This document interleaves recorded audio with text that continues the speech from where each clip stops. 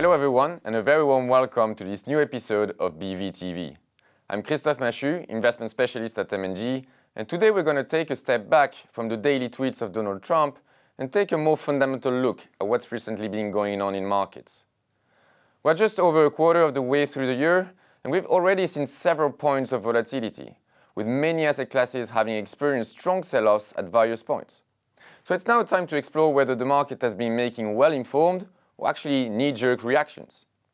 But first things first, let's remind ourselves what the market has been concerned about.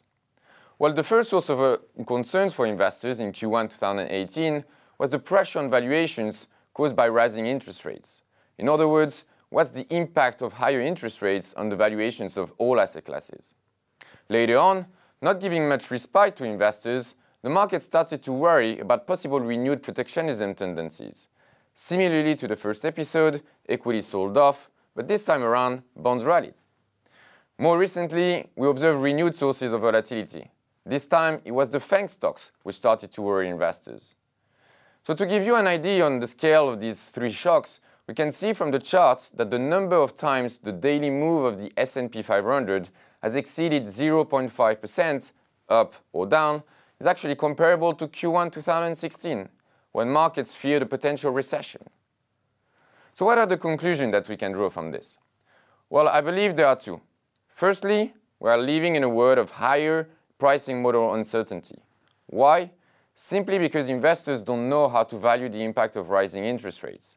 Remember that the last time such a dynamic took place in the developed world was 24 years ago, in 1994.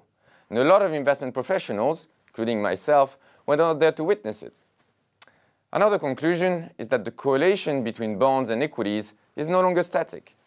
Unfortunately, bonds will no longer always be there to protect from the losses that might occur in equities. Their behavior depends on the type of risk that investors are worried about. Is the main risk a global risk or an increase in interest rate risk? I believe each investor should ask himself that question before making an asset allocation decision. So this leads us to the most important question. Are markets behaving irrationally, or is there something more fundamental going on?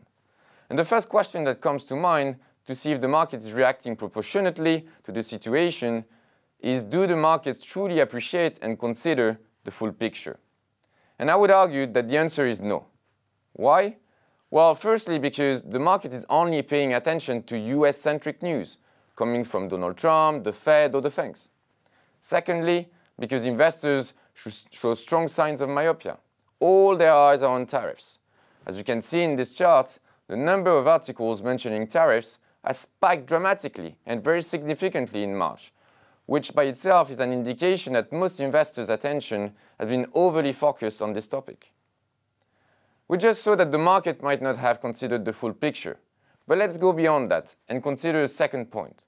How quickly did the market change its mind about things? And I would say pretty quickly. Whereas optimism was on most faces at the end of January 2018, investors now show signs of pessimism. And that has materialized in a quick and probably not very well calibrated sell-off in global equities. This rapid price action might be another indication that the recent sell-off may more result from a change of emotion coming from investors than actually a change and a fundamental shift. But before making this conclusion, we need to consider a final point. Does the move in prices truly reflect the fundamental picture? And again, my answer to this question would be no. Firstly, because the market is currently reacting to something which hasn't happened yet. What will be the tariff policy conducted by the US? What about China? How significant can it be? What is the actual impact on domestic and international growth or inflation? Well, the truth is that the market simply doesn't have any of these answers. So it has decided to be on the safe side by discounting materially any risky assets, disregarding all the current supportive fundamentals currently exhibited by the different economies. And trust me, there are plenty of good fundamentals out there currently. So that's why, because of the recent volatility that we observed, which has conducted into an irrational sell-off, we at M&G believe that the current volatility may therefore present some opportunities to take advantage of the recent discounts available. So thanks everyone for listening. Have a good week and stay tuned for the next BVTV episode. Thank you.